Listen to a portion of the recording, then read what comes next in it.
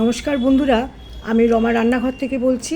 আজকে আমি আপনাদের সামনে একটা যে রেসিপি নিয়ে এসেছি, এটা গরমকালে প্রাণ জুড়ানোর মতন একটা রেসিপি।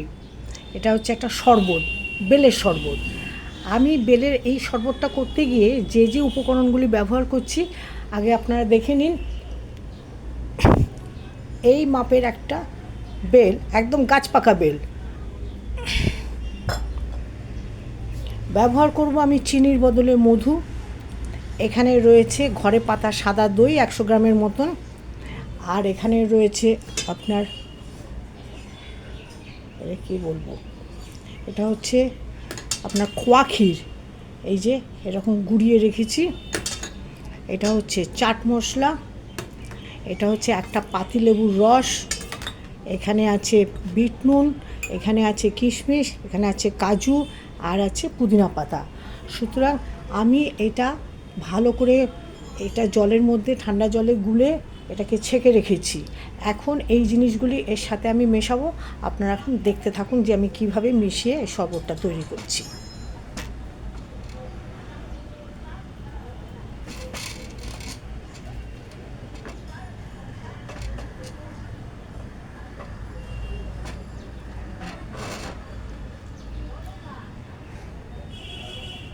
এর মধ্যে এখন আমি ঢেলে দিচ্ছি এই দইটা।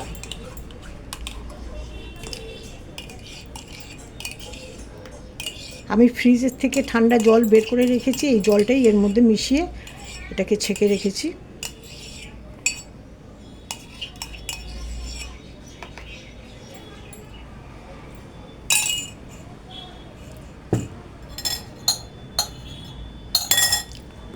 এর মধ্যে আমি এখন দেব মধু। মধু দেবো আমি 3 চামচ।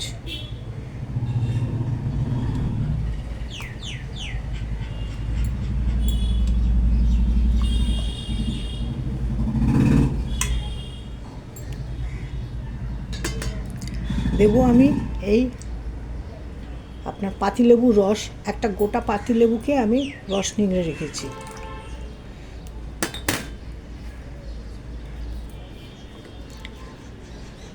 এই দেবো 1 চামচ,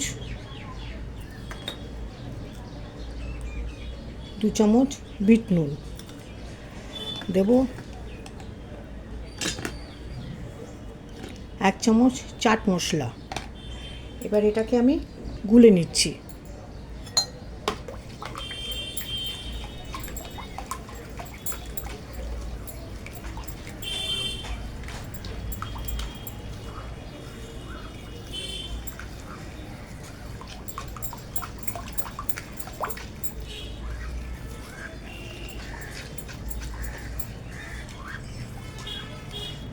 গোলা হয়ে গেছে।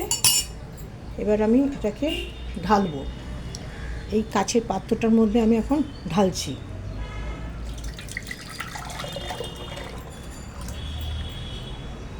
বাকিটা আমি ঢালছি গ্লাসের মধ্যে।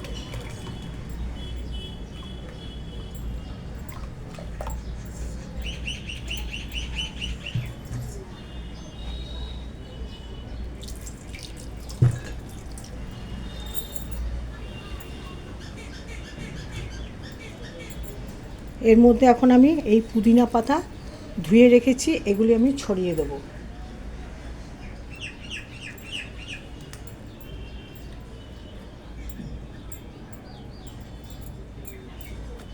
এটার মধ্যে ছড়িয়ে দিচ্ছি আপনার খোয়া ক্ষীরটা।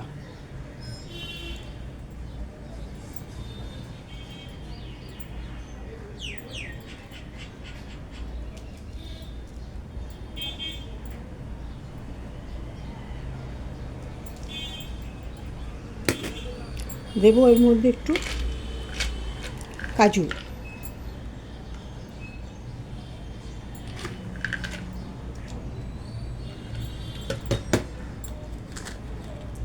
এর মধ্যে দিচ্ছি কটা কিশমিশ, এর মধ্যেও দিলাম কিশমিশ। রান্নাটা আজকের মতন এখানেই শেষ। আপনারা এই শরবতটা বানিয়ে খেয়ে দেখবেন কেমন লেগেছে, আমাকে কমেন্টে জানাবেন। আর লাইক, শেয়ার, এবং সাবস্ক্রাইব করবেন।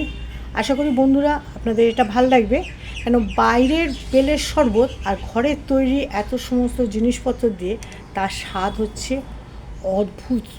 আপনি খেয়ে দেখুন কীরকম লাগছে। আজকের মতন এখানেই ইতি টানছি, আবার পরে আপনাদের কাছে আরেকটা নতুন রেসিপি নিয়ে আসবো। টাটা।